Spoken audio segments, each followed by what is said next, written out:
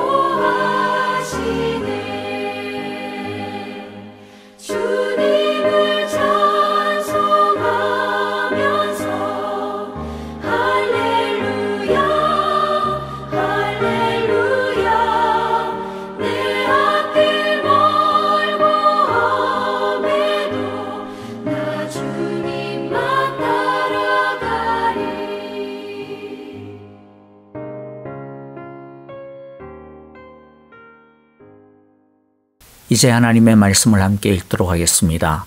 오늘 말씀은 사무엘하 21장입니다. 영상을 통해 읽을 텐데요.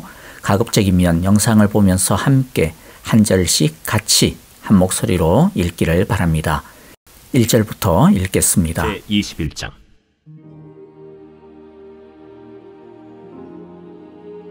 다윗의 시대에 해를 거듭하여 3년 기근이 있으므로 다윗이 여호와 앞에 간구하매 여호와께서 이르시되 이는 사울과 피를 흘린 그의 집으로 말미암음이니 그가 기브온 사람을 죽였음이니라. 기브온 사람은 이스라엘 족속이 아니요 그들은 아모리 사람 중에서 남은 자라. 이스라엘 족속들이 전에 그들에게 맹세하였거늘 사울이 이스라엘과 유다 족속을 위하여 열심히 있으므로 그들을 죽이고자 하였더라. 이에 왕이 기브온 사람을 불러 그들에게 물으니라. 다윗이 그들에게 묻되 내가 너희를 위하여 어떻게 하랴? 내가 어떻게 속죄하여야 너희가 여호와의 기업을 위하여 복을 빌겠느냐? 기브온 사람이 그에게 대답하되 사울과 그의 집과 우리 사이의 문제는 은금에 있지 아니하오며 이스라엘 가운데에서 사람을 죽이는 문제도 우리에게 있지 아니하니이다. 너희가 말하는 대로 시행하리라. 우리를 학살하였고 또 우리를 멸하여 이스라엘 영토 내에 머물지 못하게 하려고 모해한 사람의 자손 7사람을 우리에게 내주소서. 여호와께서 택하신 사울의 고을 기브아에서 우리가 그들을 여호와 앞에서 목매어 달겠나이다. 내가 내주리라. 그러나 다윗과 사울의 아들 요나단 사이에 서로 여호와를 두고 맹세한 것이 있으므로 왕이 사울의 손자 요나단의 아들 무비보셋은 아끼고 왕이 이에 아야의 딸 리스바에게서 난 자 곧 사울의 두 아들 알모니와 무비보셋과 사울의 딸 메랍에게서 난 자 곧 무홀랏 사람 바르실레의 아들 아드리엘의 5 아들을 붙잡아 그들을 기브온 사람의 손에 넘기니 기브온 사람이 그들을 산 위에서 여호와 앞에 목매어 달매 그들 7사람이 동시에 죽으니 죽은 때는 곡식 베는 첫날 곧 보리를 베기 시작하는 때더라. 아야의 딸 리스바가 굵은 배를 가져다가 자기를 위하여 바위 위에 펴고 곡식 베기 시작할 때부터 하늘에서 비가 시체에 쏟아지기까지 그 시체에 낮에는 공중의 새가 앉지 못하게 하고 밤에는 들짐승이 범하지 못하게 한지라. 이에 아야의 딸 사울의 첩 리스바가 행한 일이 다윗에게 알려지매 다윗이 가서 사울의 뼈와 그의 아들 요나단의 뼈를 길르앗 야베스 사람에게서 가져가니 이는 전에 블레셋 사람들이 사울을 길보아에서 죽여 블레셋 사람들이 벳산 거리에 매단 것을 그들이 가만히 가져온 것이라. 다윗이 그곳에서 사울의 뼈와 그의 아들 요나단의 뼈를 가지고 올라오매 사람들이 그 달려 죽은 자들의 뼈를 거두어다가 사울과 그의 아들 요나단의 뼈와 함께 베냐민 땅 셀라에서 그의 아버지 기스의 묘에 장사하되 모두 왕의 명령을 따라 행하니라. 그 후에야 하나님이 그 땅을 위한 기도를 들으시니라. 블레셋 사람이 다시 이스라엘을 치거늘 다윗이 그의 부하들과 함께 내려가서 블레셋 사람과 싸우더니 다윗이 피곤하매 거인족의 아들 중에 무게가 300세겔 되는 노창을 들고 세 칼을 찬 이스비브노비 다윗을 죽이려 하므로 스루야의 아들 아비새가 다윗을 도와 그 블레셋 사람들을 쳐 죽이니 그때 다윗의 추종자들이 그에게 맹세하여 이르되 왕은 다시 우리와 함께 전장에 나가지 마옵소서. 이스라엘의 등불이 꺼지지 말게 하옵소서. 그 후에 다시 블레셋 사람과 곱에서 전쟁할 때에 후사 사람 시프게는 거인족의 아들 중에 삽을 쳐 죽였고 또다시 블레셋 사람과 곱에서 전쟁할 때에 베들레헴 사람 야레오르김의 아들 엘하나는 가드 골리앗의 아우 라흐미를 죽였는데 그자의 창자로는 배틀채 같았더라. 또 가드에서 전쟁할 때 그곳에 키가 큰 자 하나는 손가락과 발가락이 각기 6개씩 모두 24개가 있는데 그도 거인족의 소생이라. 그가 이스라엘 사람을 능욕함으로 다윗의 형 삼마의 아들 요나단이 그를 죽이니라. 이 4사람 가드의 거인족의 소생이 다윗의 손과 그의 부하들의 손에 다 넘어졌더라 하였더라. 네, 여러분 다시 한 번 더 인사를 나누겠습니다. 매일 예배가 없는 동안 계속해서 성경 통독으로 말씀의 일상화, 예배의 일상화를 이어가 주셔서 감사드립니다. 매일 예배를 다시 시작하지만 계속 해오시던 성경 통독을 중단하지 마시고요. 매일 예배와 함께 해주시면 좋겠습니다. 사실 매일 예배를 재개하면서 약간 좀 걱정이 있기는 합니다. 어떤 걱정이냐면요. 성경 통독을 거의 모든 성도님들이 지금 동참하고 계신데 매일 예배 때문에 성경 통독을 또 안 해버리면 어떡하나 하는 걱정입니다. 그래서 이번 성경 통독이 끝날 때까지는 매일 예배를 하지 않고 그 다음에 다시 매일 예배를 할까, 그래서 성경 통독에 집중하도록 하는 게 더 좋지 않나, 뭐 그런 생각이 좀 있습니다. 그래도 매일 예배를 기다리실 분들을 생각하면서 일단은 한번 시작을 해봅니다만은 하여간 좀 추이를 지켜보려고 그래요. 자, 이제 오늘 21장을 함께 보겠습니다. 오늘 21장은 크게 2가지 이야기가 등장합니다. 1절부터 14절까지는 이스라엘에게 찾아온 3년의 대기근, 그리고 그 대기근은 옛날 사울 왕 시절에 있었던 어떤 한 죄와 관련이 있었다라고 하는 것이죠. 그리고 그 죄를 해결하여 마침내 기근이 해소되는 내용입니다. 그리고 15절부터 22절은 블레셋과의 싸움에서 이기는 내용인데요. 특히 블레셋의 거인들과의 싸움을 소개하고 있습니다. 15절에서 22절 이 내용은 뜬금없이 나온 것이 아니고 1절부터 14절에 이어지는 후속편입니다. 두 이야기는 전혀 상관이 없어 보이지만 그러나 충성과 신실함이라고 하는 공통된 주제를 담고 있습니다. 다윗이 죄의 문제를 해결하니까 다윗이 사울이 저버렸던 언약을 다시 세우니까 하나님께서 기근만 해결해 주신 것이 아니라 전쟁에서도 다윗을 보호하시고 이기게 하셨다라고 하는 것입니다. 자, 오늘은 1절부터 14절의 내용을 중심으로 간단히 살펴보려고 합니다. 1절에서 14절 다시 한번 정리해 볼게요. 1절과 2절은 3년 기근의 원인에 대해 다루고 있고 3절부터 9절은 이 기근의 원인이 되는 사울의 죄를 해결하는 과정을 담고 있고요. 10절부터 14절은 사울의 지방과 맺은 약속을 신실하게 지키는 다윗의 언약적인 성실함과 선대를 다루고 있습니다. 먼저 1절, 2절에 나오는 3년 기근에 대해 살펴보겠습니다. 이스라엘 땅에 3년이라고 하는 긴 기간 동안의 기근이 이어집니다. 다윗은 경건하고 지혜로운 왕이었습니다. 그래서 다윗은 이 기근이 예사가 아님을 직감하고 하나님께 기도하며 묻습니다.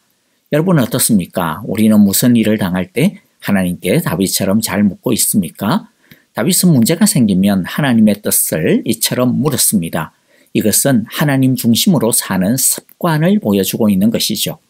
예배의 일상화, 말씀의 일상화란 다른 것이 아니라 다윗처럼 하나님께 우리의 삶의 길을 묻는 것이라고 하는 것을 우리가 기억하기를 원합니다.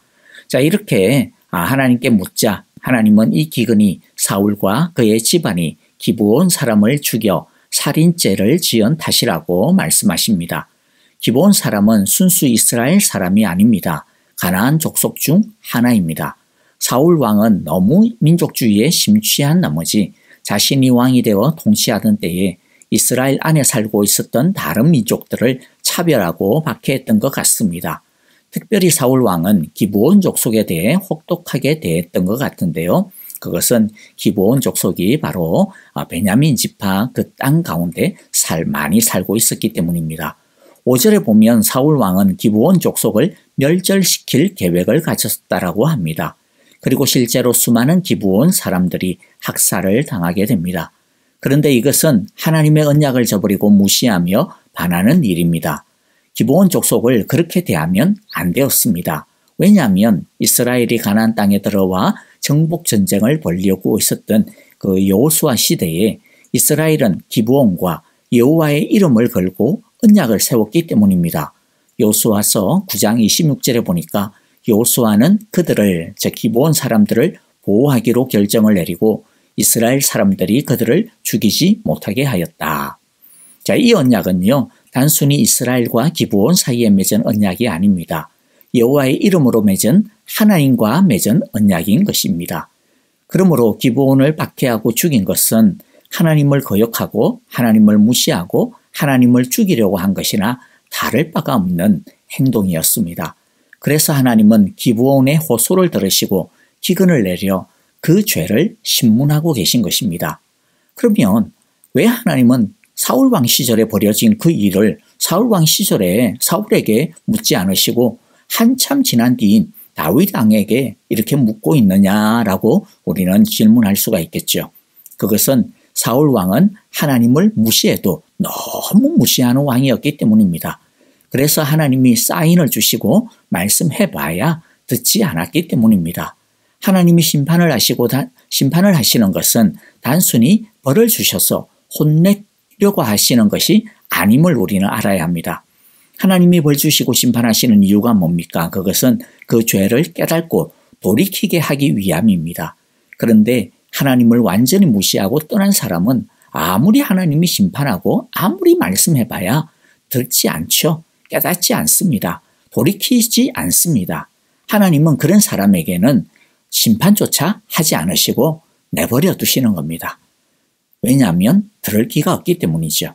그래서 죄를 짓고 있는데도 아무 일이 없다? 아무 벌도 없다? 아무런 말씀도 없고 그냥 평안하다? 여러분 그건 결코 좋은 게 아닙니다.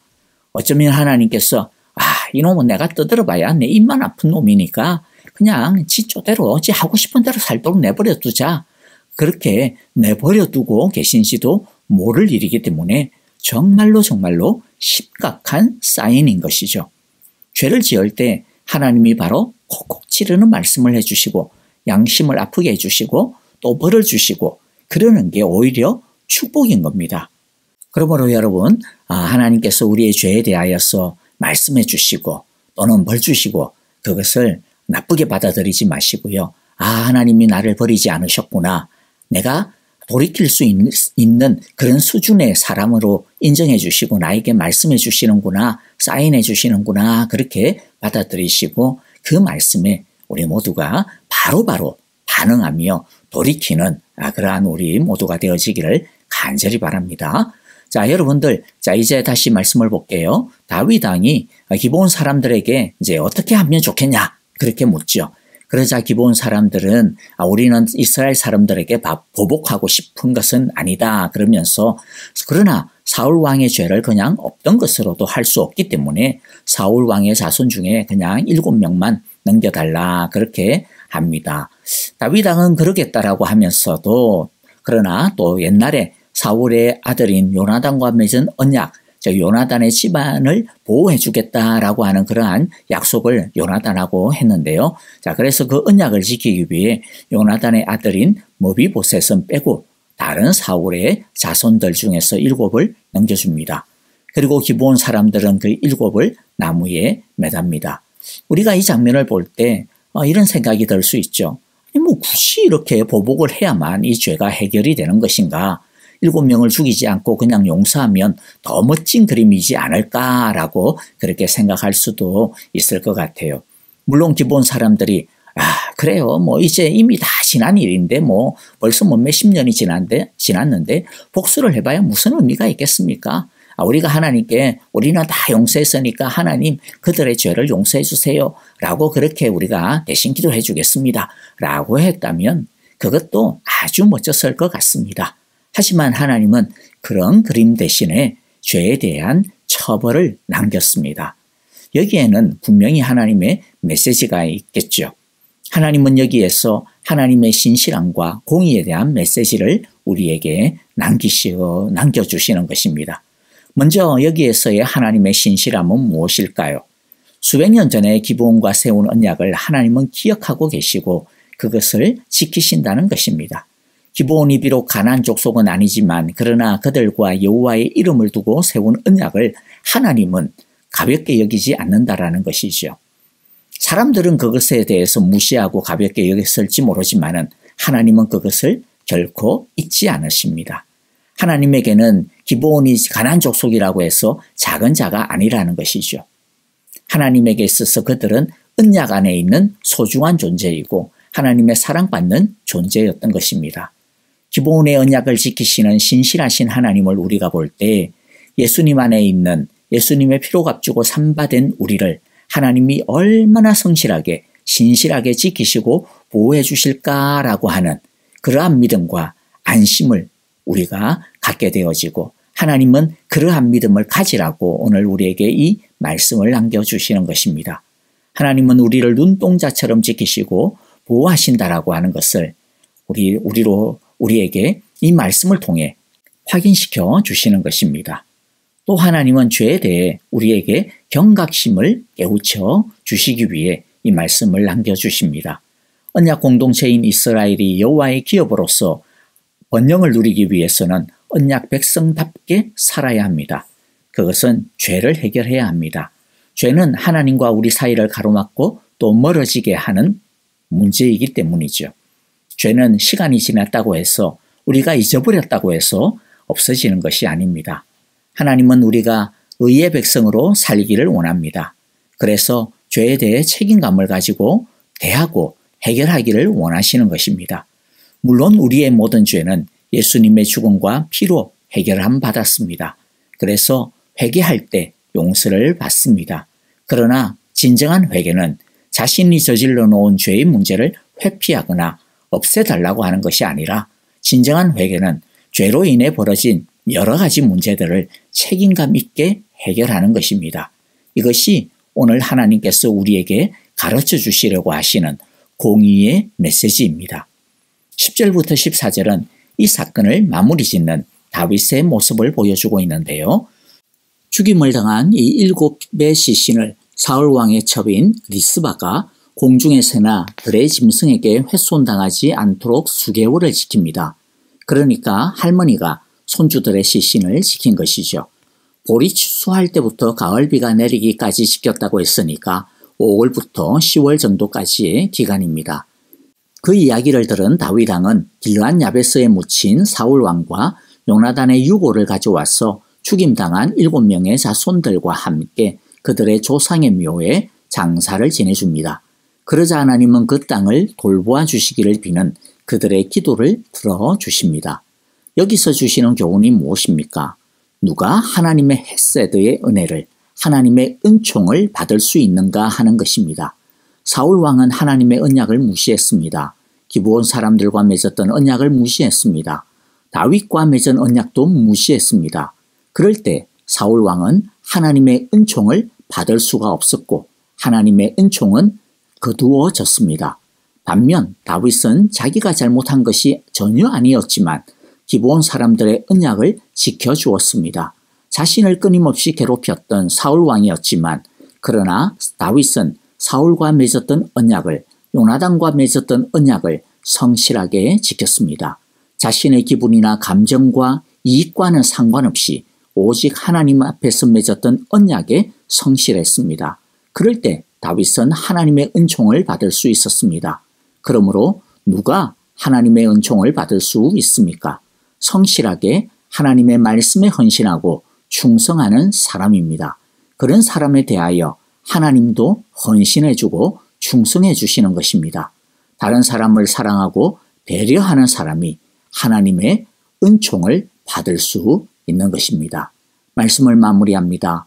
우리 모두 하나님뿐만 아니라 우리가 사랑해야 하는 사람들에게 끝까지 헌신하고 충성하는 신실한 사람들이 될 수 있기를 바랍니다.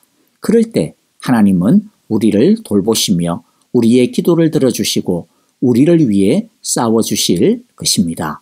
함께 찬양하며 기도하겠습니다. 아멘. 함께 찬양하며 기도하겠습니다. 특별히 내일 주일 예배에는 감비아의 정상준 선교사님과 또 알리 형제가 말씀과 간증을 나누어 주실 것입니다. 성령의 기름 부음이 넘치는 예배가 되기를 위해 기도해 주시기를 바랍니다. 이제 함께 찬양하겠습니다.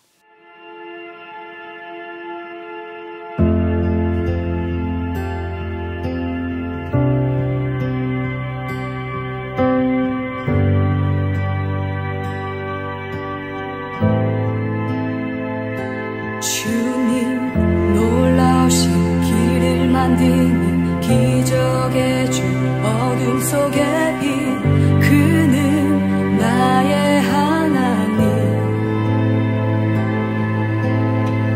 약속을 이루시는 분 기적의 주 어둠 속에 인 그는 나의 하나님 주 예수 이곳에 계셔 나 경배해 주 경배해 이곳에 운행하시며 일하시네 주 경배해 모든 만지시는 주 나 경배해 주 경배해 우리 맘 치유하시네 나 경배해 주 경배해 주님 놀라우신 길 만드는 기적의 주 어둠 속에 비 그는 나의 하나님 약속 이루시는 기적의 주 어둠 속에 비 그는 나의 하나님 모든 삶